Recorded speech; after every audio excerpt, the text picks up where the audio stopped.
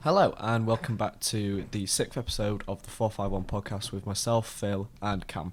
If you enjoy anything football related on the podcast, make sure to give it a like and subscribe. Share with your mates as well. Any support at this stage of the podcast will be greatly appreciated.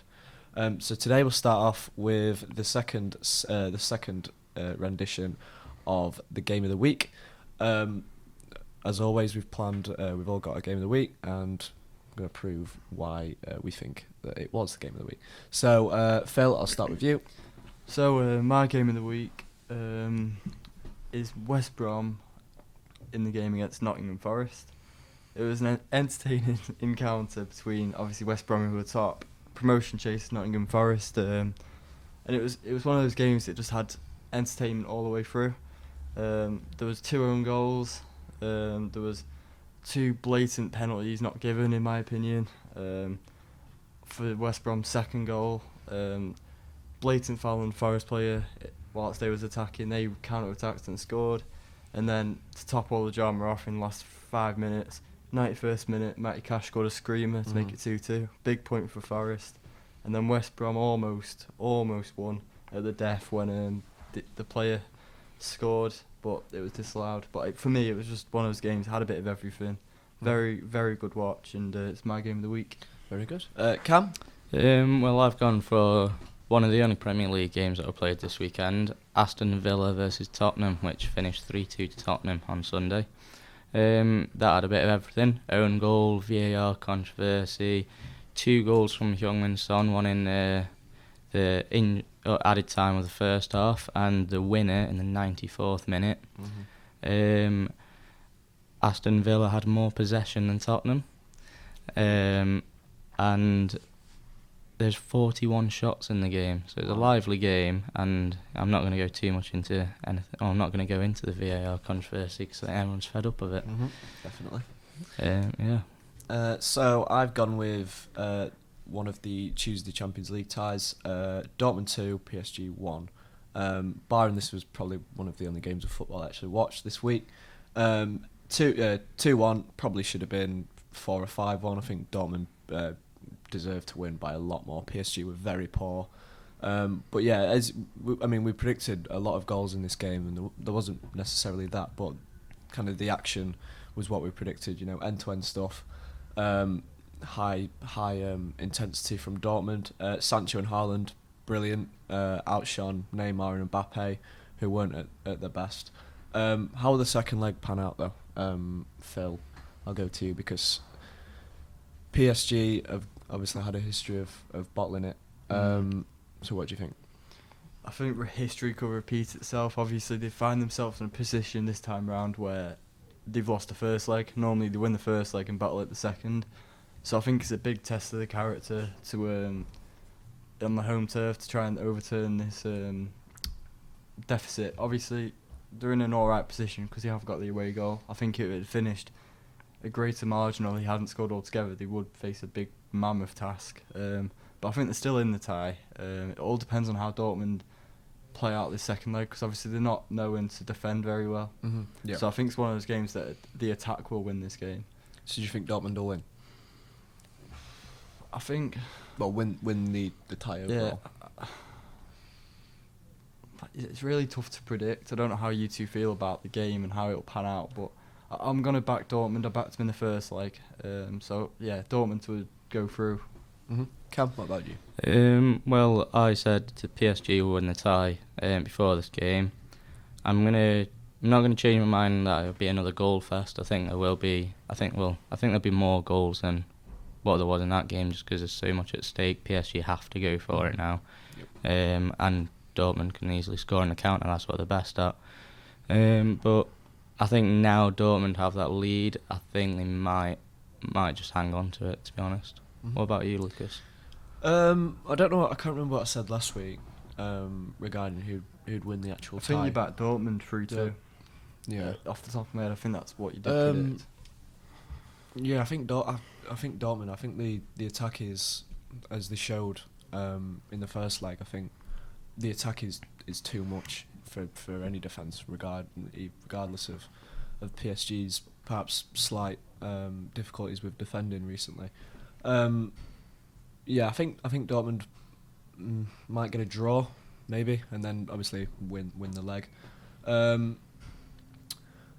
Moving on to Sancho and Haaland, though, which one would you rather have in your team? Well, for Man United, Sancho or Haaland? For Man United, I'd prefer Sancho. I would. I think he's got. They've both got everything for their positions, but I think Sancho's just got. I don't really know what, but I just prefer Sancho. Yeah, basically. Phil, what about you? And I'm going to jump on the bandwagon. I'd prefer Sancho in the Liverpool team. I think what he offers you goals, assists, flair. You know, he's got everything. Like you said, in that position, he has everything you would want in a winger. 19 years of age and he's that good. You just imagine how good he could turn out to be in the future. Like Neymar has been saying, he has the ability to win 2 Ballon d'Ors. Did he?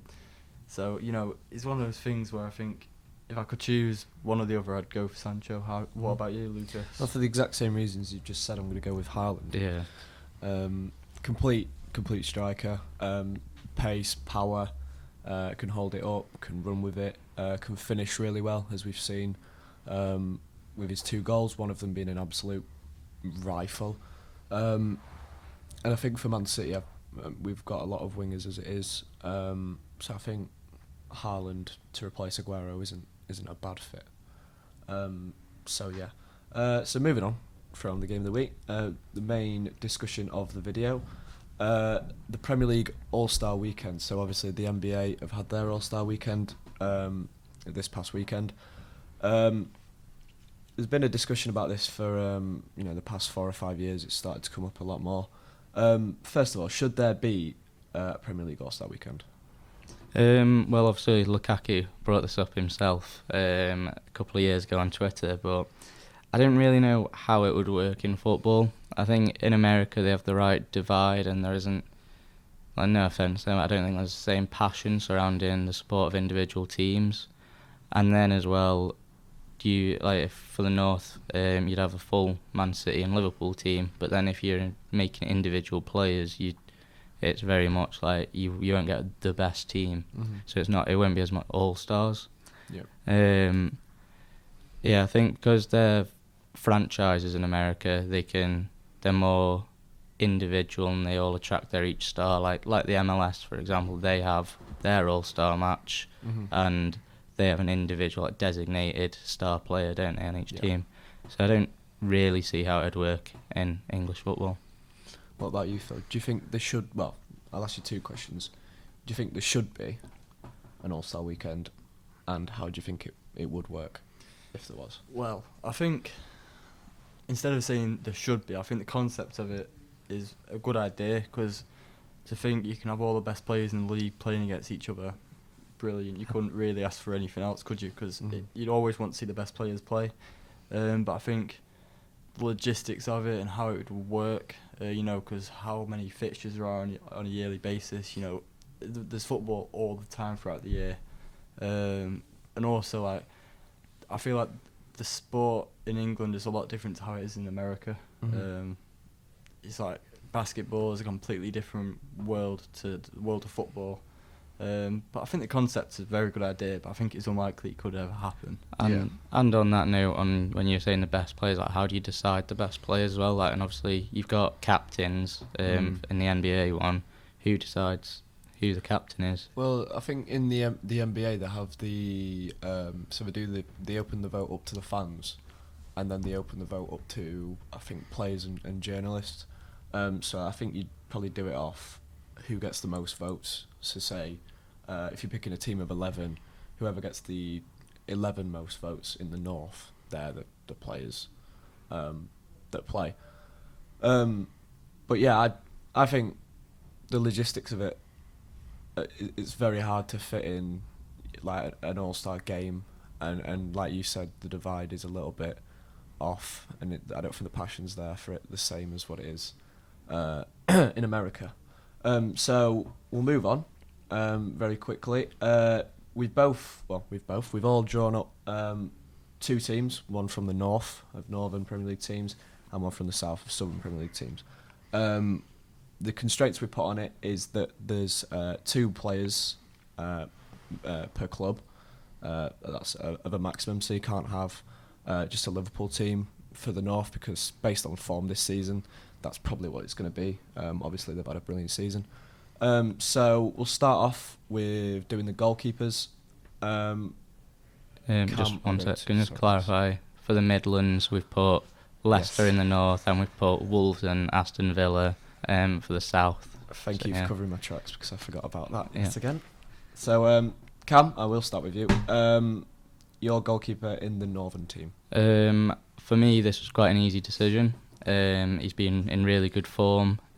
Dean Henderson. Mm-hmm. He's only just been overtaken for clean sheets by Alisson, but he has been outstanding, and I think for me he's been the best performing goalkeeper in the league this season. I think he should be starting for England this summer, and he is pushing De Gea a lot in the Man United pecking order, and it'll be a very difficult decision on like whether he stays and whether he wants to stay or not at Man United. So, who have you two gone for? I'll start with you, Phil. So I've gone for Dean Henderson as well. He's kept 9 clean sheets with a team that's been promoted to the Premier League.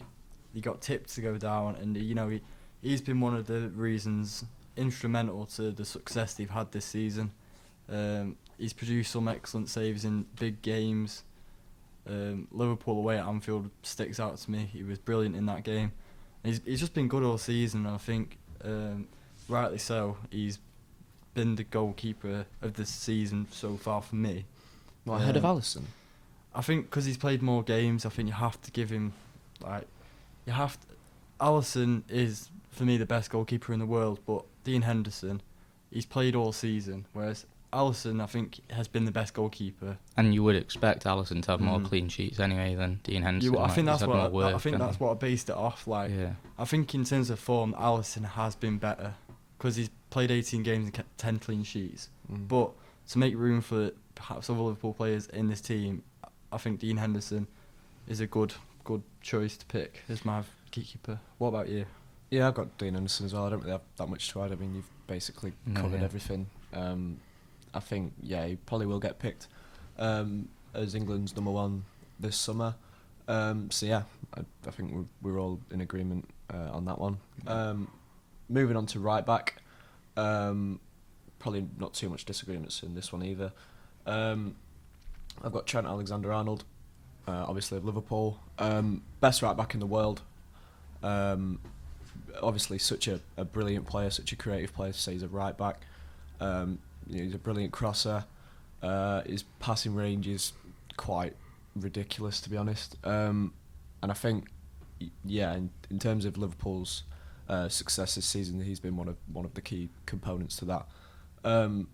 Cam, what about you? What have you got? This was also an easy decision for me. When I look at Liverpool, I see a few they're all good, but I see Trent Alexander-Arnold as a world-class player, the best in his position, and he stands out for me in that Liverpool team, so I've had to go for him.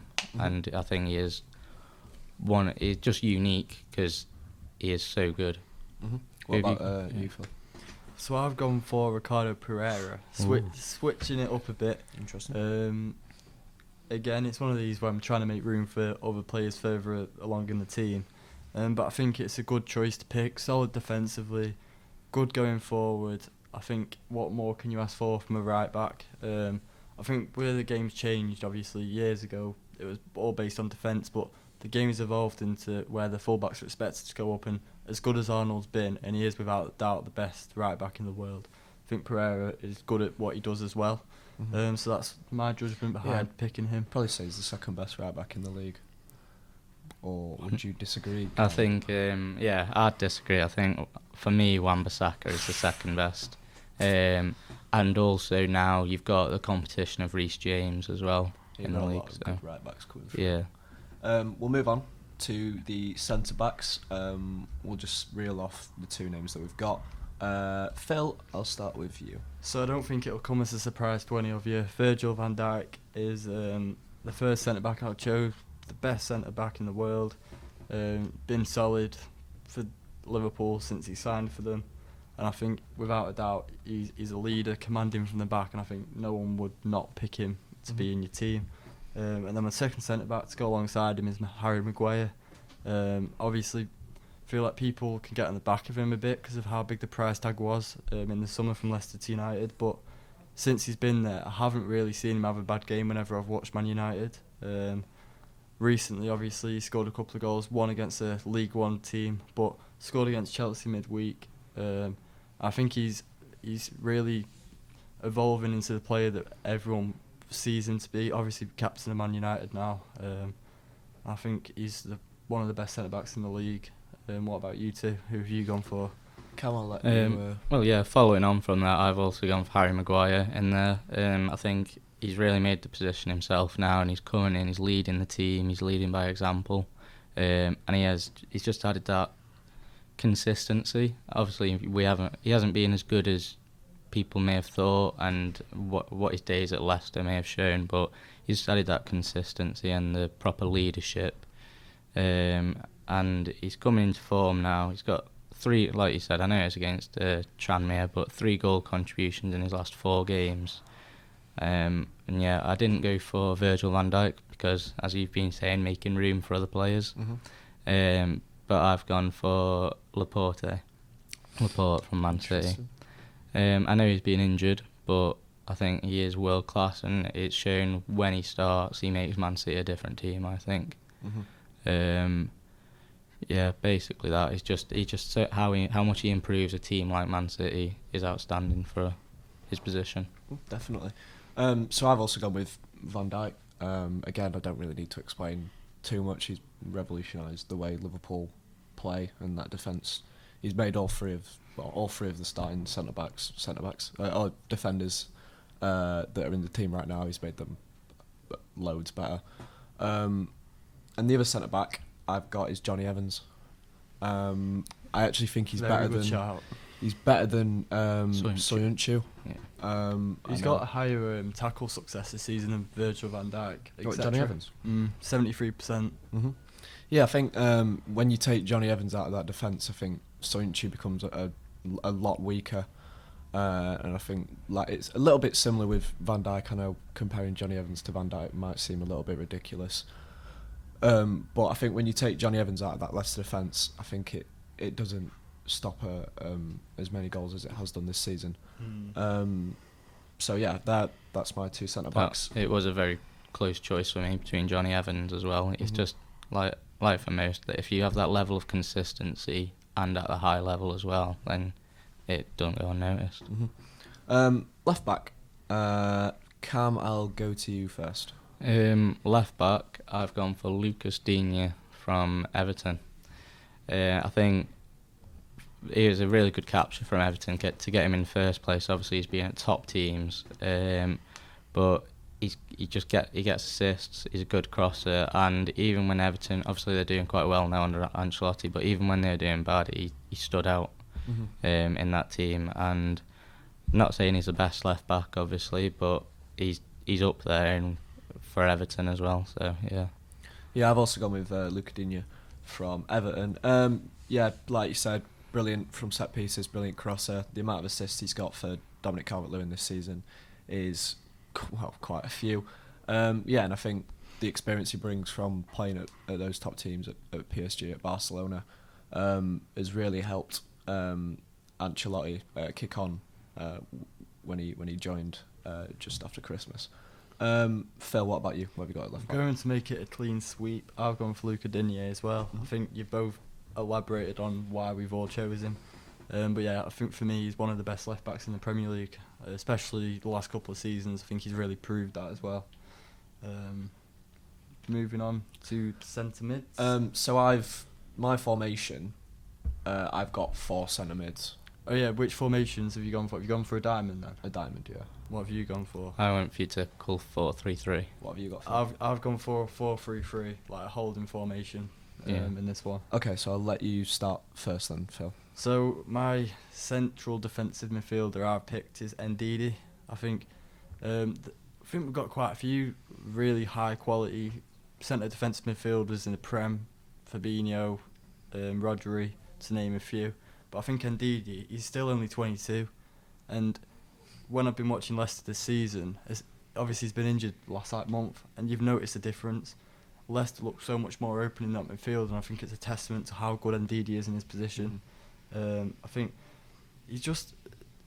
I think he's got one of the best tackle success rates. He produces so many interceptions in midfield, and he can drive forward. He can grab a goal when he wants to as well. And I think he's going to turn into one of the best players in his position in the world, in my opinion. Yeah, he's criminally underrated, isn't he? Wilfred Ndidi. He doesn't get enough praise, in my opinion. Definitely.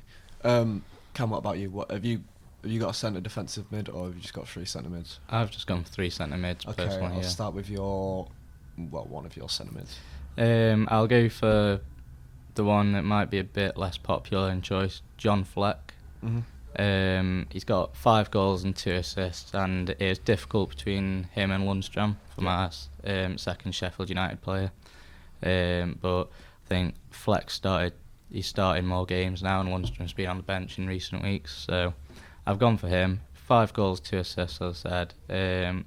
Just really consistent, that typical Sheffield United spirit, and he's just adding to his game all the time. Who have you gone for? I've also got John Fleck as one of my centre mids. Oh wait, no, sorry, actually, I was supposed to do CDM, wasn't I? Oh yeah, okay. So central defensive mid. I've got Fred. Yeah. Might seem a little seeing your face, Phil, but I think he's actually been really, really consistent this season. A few question marks last season about what he actually gave to the team in terms of what he does with his passing. Is he a goal scorer? Is he a defensive mid? But I think he's shown this season that he's he can do a bit of everything. I think to the game, the home game against Man City, where United won 2-1. I think in that game he was absolutely brilliant.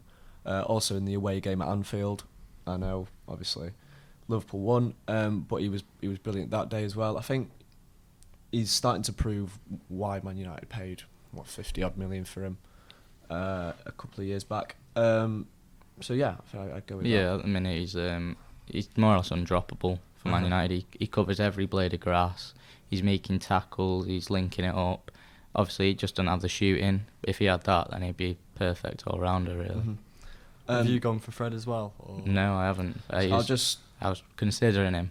He's very close. Whilst we're on this, I've gone for Fred as well. Have you gone my for midfield? I like what you said. You said a lot about him already, but I've noticed as of late, since I think he got criticised by Roy Keane, Gary Neville, they slated him, and I must admit, from the outside looking in, I thought, is he really worth that 50 million price tag that he paid? But in the last few months, he's been superb, and this team is based on form, and I think you can't really look past him.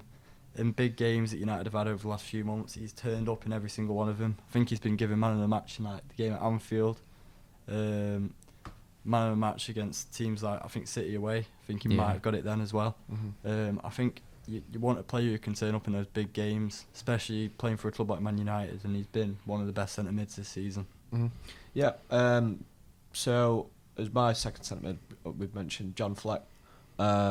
Again, like you said, really pivotal to the way Chris Wilder plays at Sheffield United, plays with his Sheffield United team. That's so weird.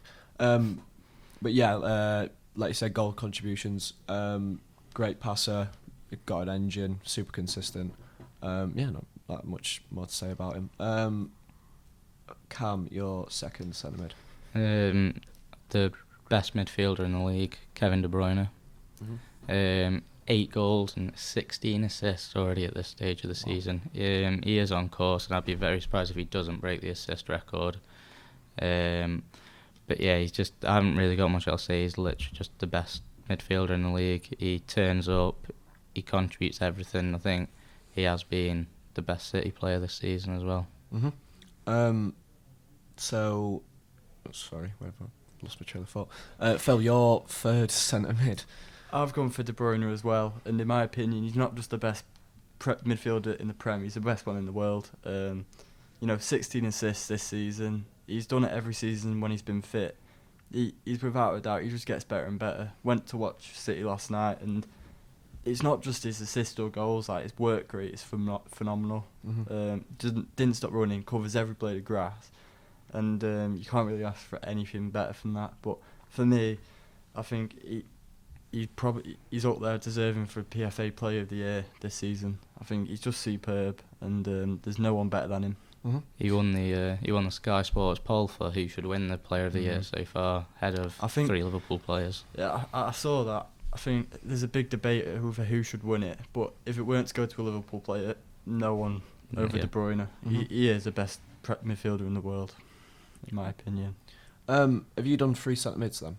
Yeah, Ndidi, De Bruyne and Fred in my midfield. Cam, what have you got? I've gone for Fleck, De Bruyne, and my third one is James Maddison. Mm-hmm. I think just being in the north, he gets into the team with Leicester. He is outstanding. Obviously, there's constant talk about him moving Liverpool, Man United, and it's for good reason. I'm surprised he don't play more for England. I think he should be in that starting 11 come the summer. But he adds everything: the set pieces, goals, assists. He's got it all, really. Mm-hmm. So as my last 2 centre mids, I've got Kevin De Bruyne and James Maddison. I know. Yeah. Don't really need to add much. Both brilliant players. Both wonderfully creative. Especially De Bruyne. You see the crosses that he puts in, literally inch perfect every time. Maddison, set pieces, goals from outside the box. Line splitting passes, through balls through to Vardy. Yeah. I mean, I don't really need to add much more than that.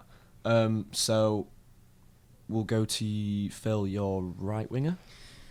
So the right winger I chose for this team, it might come as a slight surprise to you. I've gone for Calvert-Lewin. At right wing?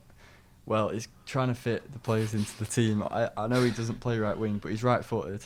Right, yeah, that's fine then.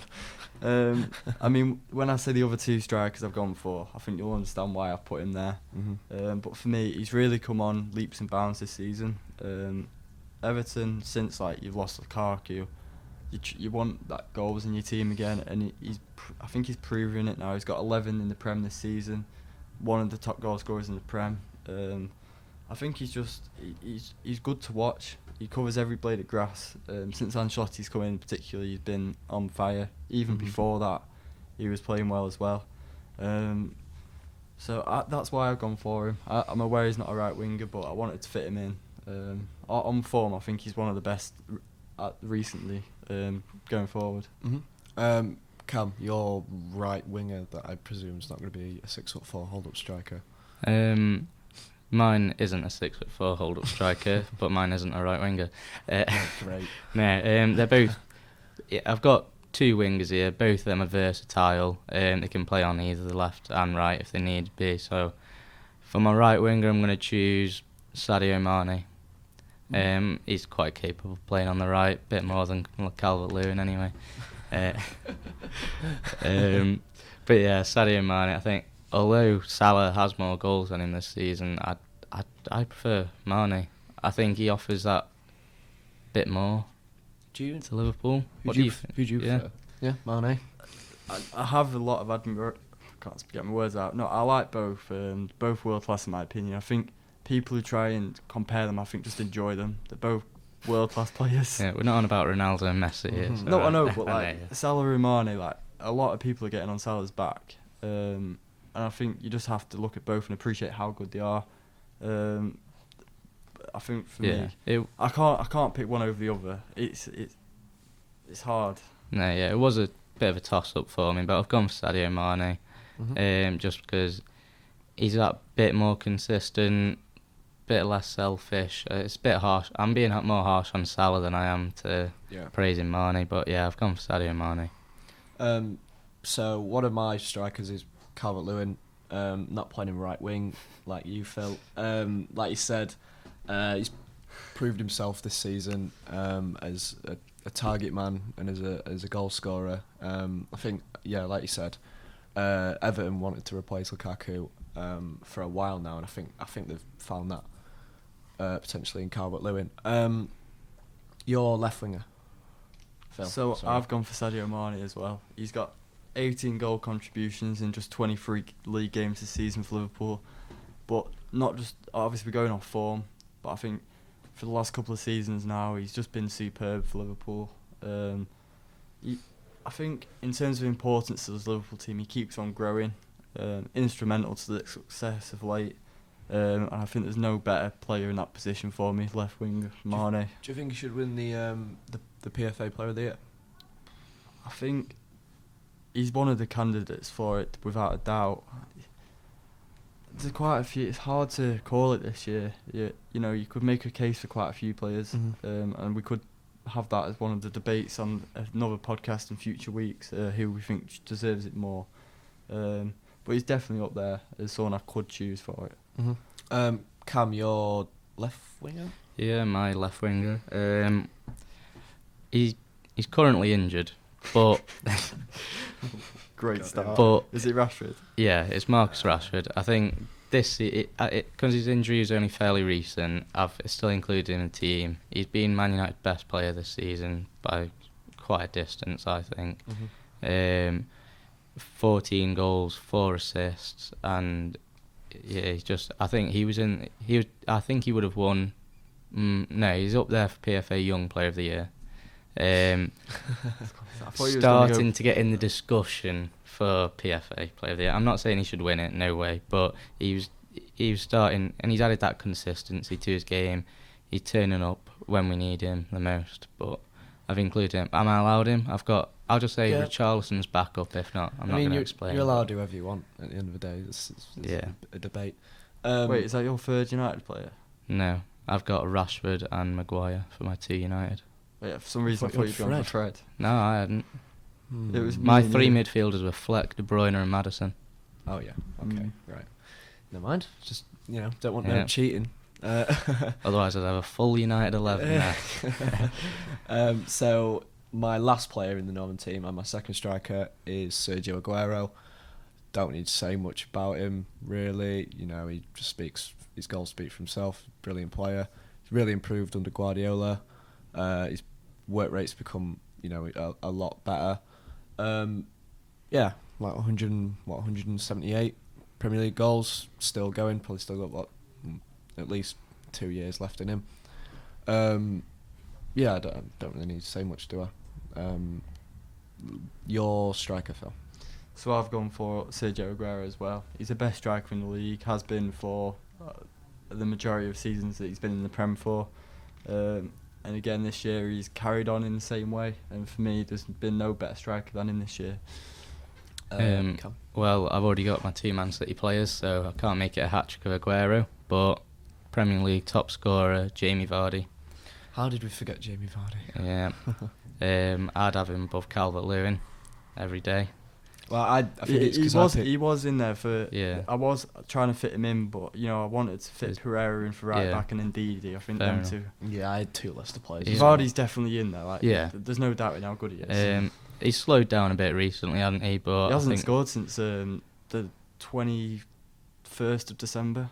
And he's still top scorer in the league. Yeah, he's got 17 goals. He's showing that he can still do it. He's slowed down a bit, but that's come winter break. And he had injured in his glutes. Yeah. And a bit immature that. So, that's really thrown me off actually. So that is our North. Just to conclude, my team: Dean Henderson in goal, right back Trent, centre backs Evans, Van Dijk, left back Digne, CDM Fred, centre mids Fleck and Maddison, attacking midfield De Bruyne, strikers Aguero and Calvert-Lewin. Phil, just to conclude. Dean Henderson, Luca Digne, Van Dijk, Maguire, Pereira, Ndidi, De Bruyne, Fred, and then the front three of Mane, Aguero and Calvert-Lewin. Come. And for me, Dean Henderson, Trent, Maguire, Laporte, Digne, Fleck, De Bruyne, Maddison, Mane, Rashford, Vardy. Very good. Okay, moving on to the south now. We've taken a lot of time up with the north, but we'll try and whiz through this as quickly as possible. Southern team, this is probably a lot harder to predict. What formation have you done for this one? Just normal 4-3-3 for this one. All right, I did 4-2-2 just to fit the players in. But the south, I'll start. Goalkeeper, Ben Foster. Bit of a weird one, but you think about the keepers that are in the south this season have not really been great. There's Kepa at Chelsea, Leno at Arsenal, Lloris has been injured. It's not a great selection of goalkeepers there. It was a toss-up for me between Ben Foster and Matt Ryan at Brighton. But yeah, I think underrated Ben Foster. 36, a brilliant shot stopper. Kept Watford in a lot of games this season and last season as well. Phil, what about your goalkeeper? So I've gone for Leno in goal. And although Arsenal are nowhere near the team and they've been poor, they have only still lost 6 games this season, which is the equivalent to what Man City have. Obviously they've drawn far too many games, but I think Leno has been instrumental from preventing those draws sometimes turning into losses. Second most saves. 95 saves in the league, and I think whenever I've watched him, obviously he's not always been brilliant, but he does produce very good saves. I think against Man City, denying De Bruyne his hat-trick. Saves like that is what he can pull out the bag quite often, and for me I think he's the best goalkeeper this season in the south of England. Okay. Cam? Well, I didn't think your suggestion was too weird, Lucas. I've gone for Ben Foster as well. Okay. Yeah. It is that consistency, and he's just, like you said, for his age, he's just been brilliant. Like really. a fine wine. Yep, definitely. I didn't really know who else to go for. Throw Pepe Reina in there if he'd been there a bit longer, but I haven't played 2 games. Yeah. I've gone for Ben Foster, yeah. Okay, right back. Phil, I'll move to you first. So my right back, not sure what your 2 views are on this, but Azpilicueta I've gone for.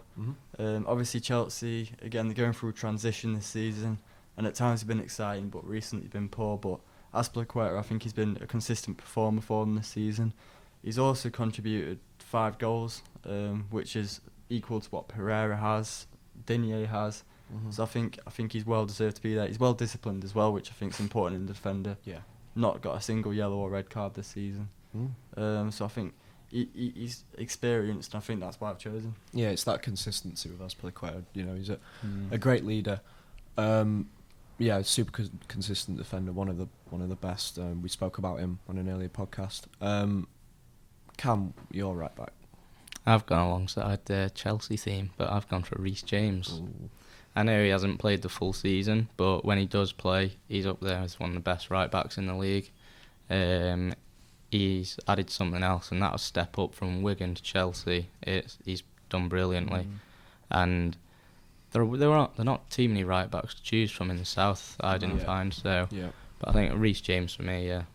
I've also gone Reece James. I probably would have gone with Azpilicueta, but he plays left back. Well, he has been playing left back for Chelsea this season. Sorry to out. It's all right. He's versatile. Yeah, he's super. He has played right back in the past. Yeah. Oh yeah, definitely. What was I talking about? Just Reece James. Yeah. Like you said, he's had that step up from Wigan to Chelsea. Reece James is also really versatile. Can play centre mid. Can play anywhere across the back line. Brilliant defender. He also an underrated crosser as well. He put in a few balls that were brilliant against Leicester the other week. I've gone with Reece James, although he's probably not played as many games. He's a very, very good talent, though. Yeah, definitely. Our 2 centre backs. Cam, I'll start with you. I'll continue the Chelsea theme then. I've gone for Rudiger. Interesting. I think he's come in and he's like the most experienced centre back they have really, and he's added to them. They're a bit more consistent, and he's in the back line. He helps the other centre backs like Zuma and Tomori when he comes in, and he's obviously been adding the goals, but he's not just in there for that. But yeah, he's added a lot, I think, to Chelsea back line. I think he's needed. Phil, what about you? Did you say both centre backs? Oh yeah, sorry. And then I've gone for Tyrone Mings as my other one. Just injured, is he now? Right now, or is he just coming back? He only had a few. Did he come back after his injury against Leicester? When he was it his hamstring he did? Has he played since then? I'm not sure. Maybe didn't he play at the weekend? Yeah, I think. I've seen him recently. So yeah. So he's made his England debut with his form this season. and there's not many good centre backs for England. He's stood out massively. Obviously, he used to be a left back for his size, massive, but he's adapted well, and yeah, he's my second centre back. Phil, you're two centre backs. So the first one I've chosen is Connor Cody from Wolves. I think whenever I watch him, he seems like a lead. Obviously, he's Wolves captain, but he's a leader on the pitch, which is always important. And his passing range is brilliant. I think for the Wolves system that they play, he's perfect for it. So he's the first centre back I've chosen. The second centre back is Dunk from Brighton. Defended brilliant in this season. He's been good for the last couple of seasons, in my opinion. Also got, which I was surprised about, he's got 3 assists this season. 3 assists. And 2 goals as well. Obviously, goals aren't everything for a centre back, but it's always handy to have that in your team. He's got a very similar tackle rate to a success rate to Maguire, who I've put in the Northern team with 67. I think for a team that's obviously quite low down on the table, he's been one of their best players this season. So for me, Lewis Dunk and Connor Cody. I've also gone with Lewis Dunk as one of mine. Like you said, super consistent, really underrated as well as a defender.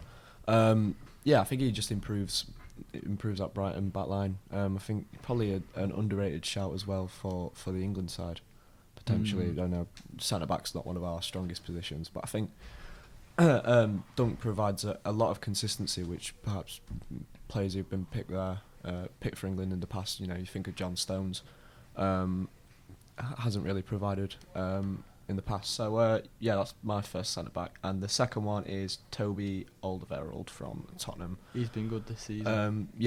He's I know Spurs haven't been synonymous with good defending this season and keeping clean sheets, but I think I don't know what he adds to the team is like that passing range. So obviously you've seen the amount of times he plays that diagonal ball to Dele Alli. He can play out the back as well.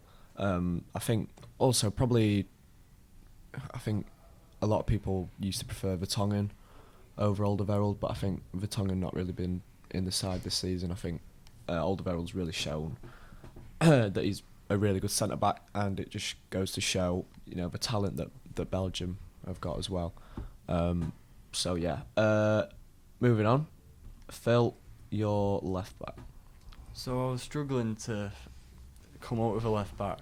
I was very tempted to go with Vertonghen, but he's just been edged out by Saka. I think it's always good to have a bit of youth in your team, and he's made that transition from being more of an attacking left side player to more of a defender now, left back. And under Arteta, he hasn't really put a foot wrong. I think he deserves to be the starting left back in this team. Yeah, he's seen, especially at the weekend, that performance against Newcastle was brilliant. And he's a little bit. I've also gone with Saka, by the way, at left back. I don't think the pool of talent in the south for left backs is actually it's not great. That great. I mean, in the Premier League in general, it's not. There's only really great. A few, really. Like Robertson and Digne are probably the best two that stand out. And obviously that's pretty clear. But yeah, I think he obviously wants to be a winger. He's a little bit like Alphonso Davies at Bayern Munich, where he wants to be a winger, but he's made that transition from left wing to left back really well. I think the attacking outlet that he provides, especially ahead of Kolasinac, and he's covering for Tierney while he's injured at the moment. But yeah, I think Saka, if he carries on the way he is, he's going to be a really, really, really good player. Cam, I'll go to you. As you said, left back was really difficult to choose, and I do agree with your Saka, to be fair, but just because he hasn't played there for that long, I've gone for Patrick Van Aanholt. That's one of the left backs I was looking at as well. Yeah, and he's one of the only left backs I could. There really isn't many in the south at all. He's just a solid player. He adds that bit of creativity when Palace don't have it from the left back position as well. Chips in with the old goal. Just nothing else much to add to him. He's there. Have we all got the same formation? Yeah. I've gone just for a normal 4-3-3. You've gone with the same. Okay. Yeah. So I'll start off then. I've gone with the holding formation with the CDM and 2 centre mids. My CDM is Ruben Neves from Wolves. Think about his passing range, how young he is still. He's only 22. He's been around for ages, but he's gonna get that big move. I think this summer he might move on from Wolves. I think if Wolves don't get Champions League, he might move. Maybe actually I say that to Man City, but obviously we're not gonna have Champions League football next season. So that's something we'll discuss later on. I think when you think about Ruben Neves, you think about all those wonder goals that he scores. You know, literally all of his goals are screamers. Wonder goals, yeah. And just the way he passes the ball, he makes it look so easy. You know, those sort of 50, 60 yard passes to Jimenez and Traore. He makes it look so easy. And I think as a City fan, I really would want him at Man City, although I don't think he will come because we haven't got any Champions League football. Phil, your first centre mid. So the first centre mid I've gone for is Ndombele. I know he's not played loads in the Premier League, which might be why maybe you two haven't, but I think in terms of ability and how well every time I've watched him play this season, he's been excellent. And I think he is, for me, one of the best centre mids in the south of England, without doubt. He showed great promise at Lyon when he was there, and I was really excited to see how he'd get on at Tottenham. Obviously, he's been hit by quite a few injuries this season, but if he gets a consistent run in the team, I think he'll show what he's all about. Yeah, I think if it wasn't based off form, I'd have gone with Ndombele as well. But I think, just like you said, coming back from injury, still needs to bed into the Spurs side. He's one of my his glimpses, like when Spurs played Man City a couple of weeks ago, he came on and he'd been on the pitch for 2 minutes. He got an assist. It's his vision and ability to get on the ball and get in good positions. I think he's excellent at it. Against Bayern Munich as well, he played well, even though they got battered. I remember in the first 25 minutes of the game, he was unbelievable for Tottenham. I think, like I said before, if he gets his consistent run in the team where he's playing most minutes in the game, I think he will be up there and one of the best in the league. Yeah, one of my favourites to watch for sure. Cam, your first centre mid. Lucas, you've already said it all for me. Ruben Neves, solid player, does it week in, week out, and he offers Wolves loads. I think without him and Matinho come as a bit of a package, I think. But yeah, I think he just, he, like you said, he deserves that move to a top team if Wolves don't achieve their targets this season.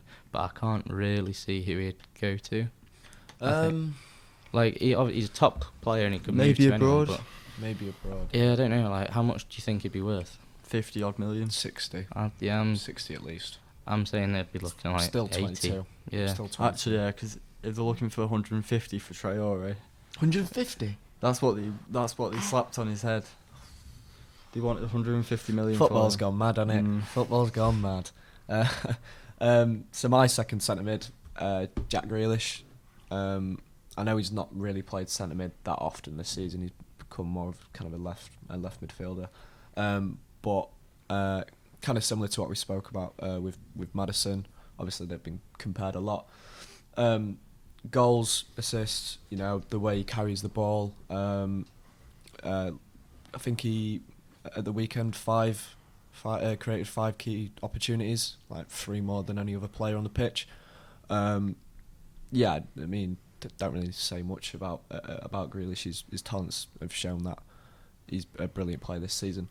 What about you, Phil? Your second centre mid. So, in a pivot, so 2 centre mids and 1 ahead I've gone for. So, Jordan and Ndombele, I've gone for Kovacic. Big fan of his. Every time I watch Chelsea, he's the one player that always stands out for me, especially in his last game against Man United. In the first half and all the way through, he was getting hacked at, but he kept on going on. He's just such an enjoyable player to watch. He carries the ball forward all the time. He's got quite a bit of pace to him in midfield, and he can just drive the team forward, which I think is a very good quality to have for a midfielder. And although he doesn't score many, he has got a couple of goals this season, and for me, he deserves to be in this team. Yeah, he came close in mine as well, in my verdict. But Cam will go to, is this your second? Or third? Yeah, Lucas, you've said it all for me. There's a common theme going on here. Jack Grealish, yeah. To be in that Villa team, struggling as much as they are, and he's got 7 goals, 6 assists, so like a really good balance. No matter what happens to Villa, I think he'll move on. Yeah, definitely. He's too good for them. I know he's a Villa lad, but he's stuck with them now. And he benefited because of it. But I think it's time. I think what you just said there. Not many players of that ability stay at a club, but he stayed there through thick and thin for Villa, and now look at how well he's playing. I think maybe more players could take note. Because is he 24? Yeah, well, yeah, he was. I know he was like really young at the time. He had that quality, but he didn't have that maturity. He's been linked to me to consistency. Tottenham, weren't he? Was it a couple of Yeah. windows It ago? was. We were going to get him on deadline day, but and I think staying there has really been good for him because he's been able to mature since he's been at Villa. Obviously, the captain now, and I think he's come on leaps and bounds. Mm-hmm. Is it my Yeah, third your sentence? third. Are you gonna say the same one as me? I wonder. Again? No, well, I don't think so. I've gone with Giovanni Lo Celso. Yeah, there we go then. That makes that a hat trick We then. might as well have done our teams together. Have you two been together while you've been this team? I don't think so. No. What do you mean you don't think don't so? think so. Giovanni Lo Celso. I'll cover Cam's tracks for him. Yeah. Brilliant player. Really started to kick on. And he started a little bit slow. Wasn't really in the team, but I think he's a consistent player now in that Spurs side. Yeah, don't really say much more. Yeah. I'll let you. Anything to I'll add, Cam? let you do a bit of analysis, Cam. Yeah, he's recently he's proper made it his own. You saw last night for Tottenham against Leipzig. He was their main player. He's their best player, and I think he's really stepped up since Eriksen's left. Yeah. After he's left, he's stepped up his creativity. That's improving, and I didn't know he was as tenacious as he was. He gets around that midfield, he puts the tackles in, he covers every blade of grass. He was good against Man City as well. Yeah. At home, I was impressed with him when he played in that game. Is it central attacking Third. midfielder? Yeah, so I've gone. It's no surprise, Jack Grealish, just ahead of.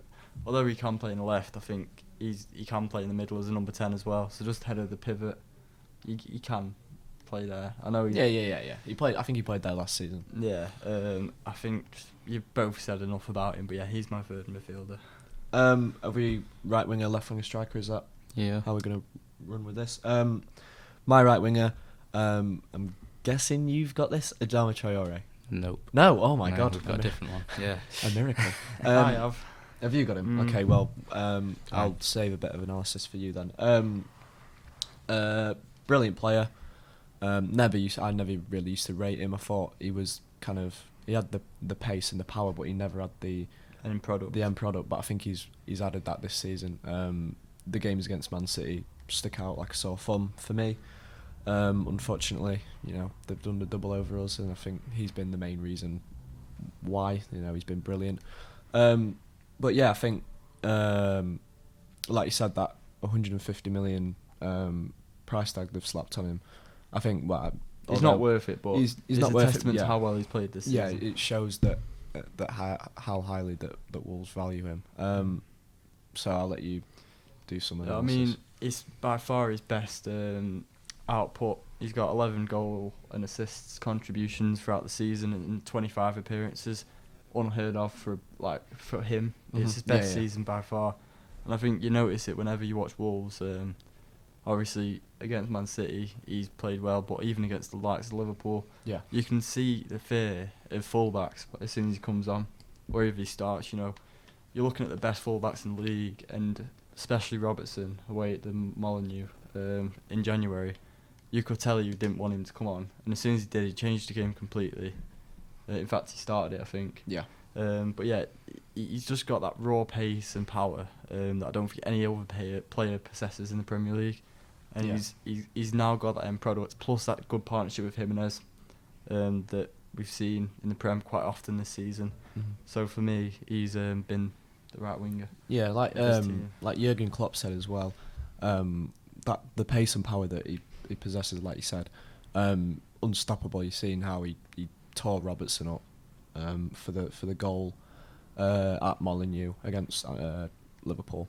I think if he can carry on at the rate he's going, like you said, he's going to get snapped up by a Do bigger you think? team. I know we might go off tangent a bit here, but do you think Wolves are going to turn into that sort of club where they've got all these good talented players and they're going to get picked off one by one, or do you think they're going to be able to keep them together? Only obviously to keep this brief, but I think that they'll more or less keep it together, because I think how much they charge for each individual player is just too much for anyone really, and that's the thing. They don't rely on player sales, do they? Now every club's Yeah. got their own income, especially in the Premier League, so it is different. And although they have a lot of like really good players, I don't see where some of them go. Like they are brilliant, they could fit into most teams, but like, is it worth like Bayern Munich coming in, buying someone like worth that much from them? No, I think there's other alternatives that will be cheaper.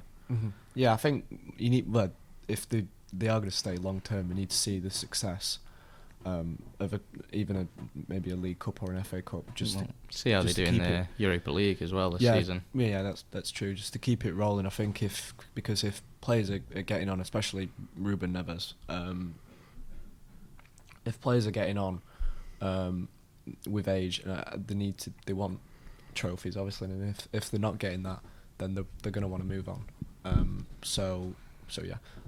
Your right winger, Cam. My right winger, yet again, I've got versatile wingers. Could probably choose either one, but I've gone for Heung-min Son for my right winger. One of Tottenham's best players. Obviously, he always steps up when Harry Kane's injured. Now he's got injured. Yeah, but yeah, he gets the goals. He's workhorse. He can cover all three positions up front. Just brilliant. Just yeah. So we'll go with left winger. At left wing, I've got Pierre-Emerick Aubameyang. Have you? Yeah. We've matched again. We've matched. I'm surprised. So Arsenal's best player this season. I think the amount of points he's gained for Arsenal this season, even with their terrible league position right now, has been quite astonishing. Never used to really enjoy watching Aubameyang, but I think I appreciate the goals and even the leadership that he's started to show at Arsenal. That he's brought into from the Bundesliga into the Premier League. But I think he's, ever since he's been in the league, is the second most goals since behind Salah. That's my left winger. But yeah, elaborate a little because he's more. also mine as well. He obviously shows his qualities to come into the Arsenal team, be named captain already, and to be third top goal scorer in the league, and he gets shoved out wide, like depending who's playing. Like even in Nketiah's starting up front, so Aubameyang has to play wide. Don't quite understand it myself, but just to be not have that consistent position in the team, like he just gets moved around left wing, striker. You're with two strikers, but he always gets the goals no matter what. Phil, your left winger. So I've gone for Son as well. I think you've said quite a lot about Son, but he is one of the most exciting players to watch in the Premier League, I think, on his day. This season he's got a couple of highlights that stick to me, the solo goal against Burnley. But his output this season's been good. 16 goal contributions in 21 games is very good going for any player, and I think he deserves to be in this team for me. How about your strike? Have you said your strikers yet? No. So Cam, do you want to say yours go on, first? Cam, you can go first, and then we'll see if we match. Wait, have you named two Wolves players already? Yes. So that's all right then. I'm safe. Raul Jimenez for me. He's a solid striker and he's vital to anything that Wolves do. I feel he plays literally every game. Like no matter Europa League, FA Cup, he seems to play every single one. To have 6 assists in the league this season just shows what type of striker he is. He's an all-rounder. He doesn't just get the goals. He holds it up, plays it to Jota and Traore. He's good at, and considering his size, he's good at passing. He's good at all the link-up play as well. Yeah. And as well as his best goal contributions in total this season. Very good. Phil, your striker. So, for me, it's no surprise. This one, Danny Ings.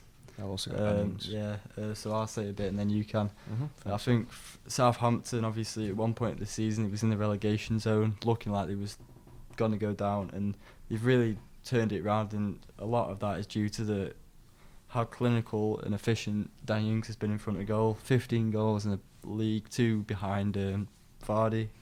I think he's been one of the best strikers this season. What do you think, Lucas? Yeah, he's had a kind of a later career renaissance, hasn't he, at Southampton? He's faced a lot of injuries. Yeah, I think he's finally getting the break he deserved since his days at Burnley when he showed promise of being a good striker. Yeah, well, he moved to Liverpool off the back of that season with Burnley. But yeah, I think 15 goals. He's been vital for Southampton. He's definitely been their best player this season. I think he's got over 60% of all of Southampton's goals this season, which is obviously a lot, and maybe you might consider him at the moment a one-man team. But yeah, I think Danny Ings, can't really argue too much. Seems as though he's the second top goal scorer in the league this season. So that concludes the Southern team as well. So I'll just run through mine really quick. Ben Foster in goal, Reece James right back, 2 centre backs, Alderweireld and Dunk, left back Saka, CDM, Neves, centre mids, Grealish and Lo Celso, right wing Traore, striker Ings, left wing Aubameyang. Phil. Mine is Leno, Saka, Cody, Dunk, Azpilicueta, Ndombele, Kovacic, Grealish, Son, Ings and Traore. So me and Lucas had 6 of the same players. 6 in the starting 11. So Foster, James, Rudiger, Mings, Van Aanholt, Neves, Lo Celso, Grealish, Son, Aubameyang and Jimenez. Wow. Well, before we move on, if you could predict a winner out of these two teams. Oh, the North. Yeah, I don't No. think it'd be quite a hammering as well, I think. Yeah, so we'll Moving on. move on to the final bit of the podcast, previewing tonight's Europa League action and next week's Champions League. So tonight, the Europa League, first leg of the round of 30. Is it round of 30? Yeah, round of 32. Round of Yeah. 32. It's Club Brugge v Man United, Olympiacos v Arsenal, and Wolves v Espanyol, and also a game that I'm probably going to keep an eye on as well, Getafe versus Ajax. Out of those teams that I've just listed, who do you think's got the best chance of winning the whole thing? Go on, Phil. It's a hard question. Um, Out of the 8 teams you just mentioned. Yeah, well, let's face it, Club Brugge, 4. Olympiacos and Yeah. Espanyol are probably not going to have... Maybe. To be honest, out of all those draws, do you mean like the winner of the competition or the winners of those ties? Well, okay, we'll start off with the winner of the ties, just really quickly, and then the winner of the Right. competition. So out of those 4 ties, I think the most likely to win is Wolves. Okay. I don't know how Man United are going to do away at Club Brugge. Obviously, with United, you'd expect them to win. don't think United know either, to be honest. It's always tough to predict, especially Yeah. games against these teams for United, because although they've got good results in Europa League this season as a whole, I think it's tough to predict. Ajax, Getafe is the game out of all of them. Yeah. Getafe 3rd in the Liga, is it? Yeah, they're doing in the Champions League. Ajax process. obviously been knocked out of the Champions League, but they still got very, very good talented players in the team. So that's probably out of all of them one of the hardest to predict, because Getafe at home versus an Ajax team who have struggled in Europe this season. It's hard to predict. So yeah, out of all 4, I'd predict Wolves to be the most likely to win.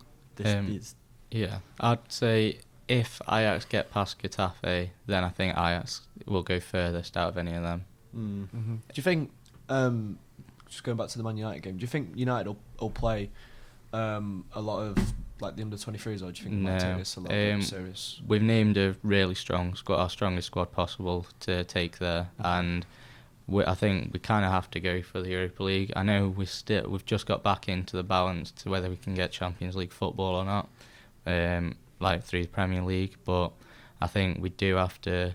It's one of the only trophies we can win now, and we have to go for it. and I think we'll name a strong team. I can see Bruno Fernandes getting his first goal for the club tonight. Do you think? Yeah, he's good in the Europa League. Olympiacos v Arsenal. Olympiacos dropped through the Champions League, drew with Spurs. How do you think that one will pan out? Because Olympiacos away has actually proven quite difficult for English teams, especially in recent years. I remember Man United going there and losing. I think Arsenal have been there and lost as well. How do you see this one panning out, Phil? So, off the top of my head, I think it'll be a draw. Arsenal have been the king of draws this season, especially in the Premier League. And Tottenham went there this season, drew 2-2. Mm-hmm. Did they go 2-0 down as well? Away From was that obviously at home they went 2-0 down? Yeah. I think Olympiacos went ahead twice. Yeah. I think Spurs pulled it back. But I think for a team like Arsenal, away from home at Olympiacos, I think it'll be a draw. Mm-hmm. Okay. Cam, what about you? Yeah, I agree. I think it'll be a draw, but I think Arsenal will get through the tie overall. But yeah, I think tonight. Did you say tonight it's away? Yeah, it's at for Arsenal. Olympiacos. Yeah, I think that'll be a draw tonight. Yeah, a draw and then Arsenal would win at home, Yeah. because they normally are quite strong at home, aren't they? Mm. So yeah, just run really quick then. Club Brugge v Man United prediction, both of you. Cam, you can go first. I'll go for 2-1 Man United. Phil? I was going to say 2-1, but I'm going to go 3-1 Man United. 3-0 Man United. Getafe Ajax. That's so hard to call. I'm going to go 2-1 Ajax. I'll go 2-all. 1-0 Getafe. Olympiacos Arsenal. You said. I'm going to go 1-1. Or 2-2 actually. Alright, I was going to go 2-all as well, yeah. Yeah, 2-2. Wolves Espanyol. I'm going to go 2-1. Espanyol have actually. Are they bottom of the league? No, I think they're doing alright. I don't know. I'll have a look. You keep I'll talking, I'll have a look. I'll go 1-0 Wolves. I'm going to go 2-1 Wolves, I think. Yeah. Wolves at home in the Europa League this season have been pretty good. I feel like there is a chance they could draw the game. Yeah, But I think at home they need to take advantage of that. So I think. Yeah, Espanyol are bottom. Yeah. bottom. I think they've been doing alright in Europe though, so I think maybe they might be putting more focus on that. I think I'll go 2-0 now. 1-0. Oh, I don't know. I said 1-0 already. No, actually 1-0 Wolves. So yeah. So we'll move on to the Champions League finally. Next week, some big games. Tuesday's ties. We've got Chelsea v Bayern Munich, Napoli v Barcelona, Lyon v Juventus on Wednesday, and also on Wednesday probably the highlight of those fixtures, Real Madrid versus Man City. We'll start off with Tuesday's ties. Chelsea v Bayern Munich. Phil, how do you see this one panning out? I fully expect Bayern to progress and win both legs of this tie. They've scored 95 goals in 32 games in all competitions by Munich this season. And Chelsea, they've lost 7 games at home this season already, which is unheard of for Chelsea. Normally they've been solid at the Bridge, but they haven't been this season. I think with Bayern Munich, we saw what they did to Tottenham, especially at, on the away when they won 7-2. Mm-hmm. So for me, I'm going to predict a Bayern Munich win of 2-0 in this one. Cam, how do you see this one panning out? As Phil mentioned, Chelsea have been really poor at home, to what they usually are as well, and I think Bayern Munich will progress. I can see it being a tight game, like Chelsea missing quite a few big chances and that ending up costing them. I think this game it'll be Bayern Munich 4-2. Ooh, a few goals in that one. Yeah. That's going to be your game of the week. Yeah. There'll be another 0-0 from Bayern Munich. Yeah, probably. Cursed it. Yeah, I think Bayern Munich can be got at, definitely. Seeing at the weekend that Cologne got at them in the second half, but I don't think Chelsea really have the attacking options right now to really, maybe dent Munich's defence. Sorry. Yeah, and I think Munich scored goals. You think of Lewandowski's season this season, his output has been fantastic. Serge Gnabry, obviously, back in London, did it against Spurs in the group stages. Yeah, I think especially with the form that they're on right now, best form in the Bundesliga probably. Yeah, I'd back Bayern in both ties, just because Chelsea are a little bit weakened, and they're at home, which for some reason they don't play as well at home. So I'm gonna go 2-0 Bayern Munich. What's the next game? Napoli v Barcelona. I think this one, I don't know, maybe if this was last season, it'd be a bit more of an interesting tie, but I think Napoli have fallen off a cliff this season. Obviously they've had some, internal problems. I think this one's quite easy to predict. I think Barcelona will win, although they've had trouble away in Italy. You think about the game against Roma a couple of years back. But yeah, I'm going to go 2-0 Barcelona. What do you think, Phil? You said it's easy to predict, but recently of late, looking at Napoli's recent results, they've claimed wins over Lazio, Inter and Juventus in the last 6 games. Mm-hmm. One being a quarter-final, one being a semi-final, and one in the league. So I think it won't be as easy for Barcelona as perhaps it could have been earlier on in the season when they've been poor. Napoli at home, they tend to be quite good in European competition against the likes of Liverpool. They beat them this season. Mm-hmm. And last season. Thanks for that, Lucas. So I think it is quite a tough game for me to predict going off that. I'm going to go for a Napoli 2-1 win in this one. Ooh. Yeah, I kind of agree with Phil, but I'll go for 1-1 in this leg with Barcelona to progress the tie. I don't know. I just think Barca might just. I don't think Gattuso's great with tactics, and I think Kike Setien might just out. I haven't been that impressed with Setien since he's arrived. They play nice football and all that, but I think it's going to take time. Yeah, And he's still new to he's not really managed a big club before. He was at Betis before. Yeah. Barcelona, but I think once he really stamps his authority on the team, I think they're going to be brilliant, especially potentially next season, when Griezmann really hits the ground running as well. So yeah, have we all agreed? Well, not you said a draw, didn't you? I said 2-1. Yeah. Oh, he said 2-1 Napoli, 1-1, and what did you go we've for? not all agreed. No, then, have we really haven't. Yeah. So yeah, okay, we'll move on to Lyon v Juventus. For me, this is probably the dead rubber game in all the ties in the round of 16. I think Juve are just going to be too good. I don't think it requires that much analysis. Lyon have struggled to cope with the loss of a few of their Memphis and Ndombele in the summer. Yeah, I don't think, and they're not doing great in the league either. So for me, Juve win both legs. Yeah. I'm going to go 3-0 Juve. Yeah, I think this is the most one-sided leg in the whole of the... Well, not after... what's it called? Atalanta last night. Yeah, Atalanta's result, but looking at them beforehand, I would have said this is the most one-sided. That might come back to bite me, but I think I probably will. But I think Juventus will progress. 3-0 win, and obviously they'll go through. Phil, what about you? Going to follow the theme. I think it's a comfortable Juventus win. They've remained unbeaten in the last eight games against French opposition. Juventus winning 6, drawing 2.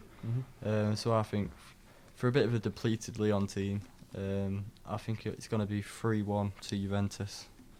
Very good, very good. Okay, moving finally to probably the highlight of the whole round. Real Madrid versus Man City. Obviously, Man City have been in the news this week with being banned for supposedly 2 years from the Champions League because of financial fair play. How do you see this one panning out, Phil? Because Real Madrid obviously brilliant in the league this year. Don't really lost many games. And under Zidane, they're kind of getting that mojo back that they had when they won 3 Champions Leagues on the bounce. So, how do you think this one will pan out? Keep saying pan out, but go on. It is a tough game to predict, this one, because it could go either way.